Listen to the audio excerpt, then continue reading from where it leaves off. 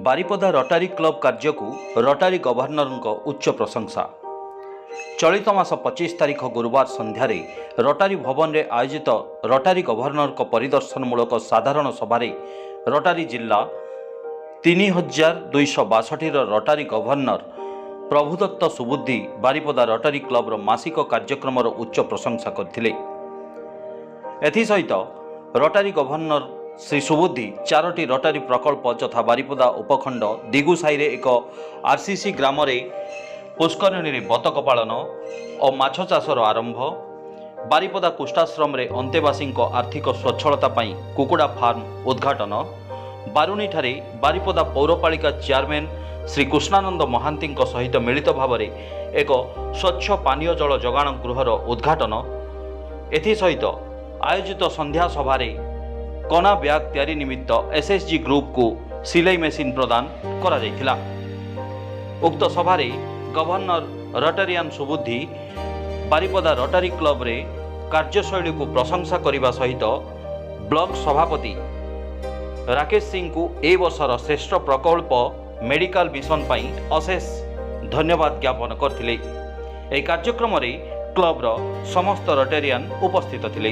रोटारी club बारिपदार परिदर्शन में आसी आम प्रत्येक वर्ष रोटारी प्रत्येक क्लब को परिदर्शन करूँ। यही क्लब 54 वर्ष है यही रोटारी भद्रक बारिपदा जिले में आखपाख जिले में कम कर आसुची।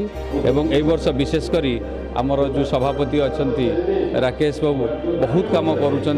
पोखरी खोलाठू आरंभ करी बतक चाष आरंभ करी आपण कुष्ठ रोगी केमी से चलिए भी कुकुड़ार फार्म करिसेंती।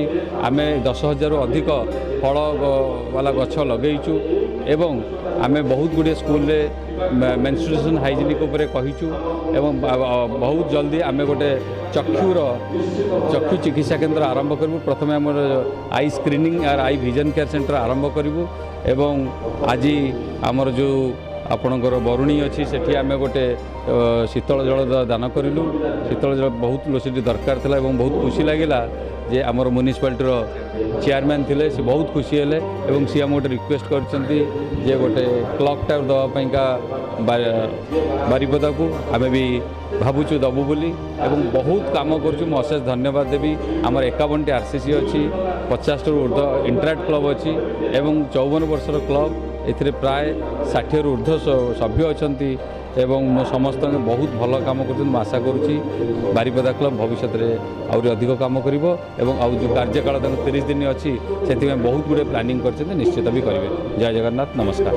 रोटरी क्लब बारिपदा तरफ बेतना ग्राम पंचायत रे तांकर युवक संघ को गोटे पोखरी खोलिकी दिगला जोटार माछ एवं बतक चाष करेंगे, हंस चाष करेंगे एवं गोटे प्ले ग्राउंड करके दिगला। तत्संगे संगे कोष्ठाश्रम इनकम सोर्स करने गोटे पोल्ट्री फार्म दिगला। 2टी एसएससी ग्रुप को कना बैग सिलाई करने गवर्नमेंट जो आज बैन कर प्लास्टिक बैग मार्केट में कना बैग आवश्यकता रही।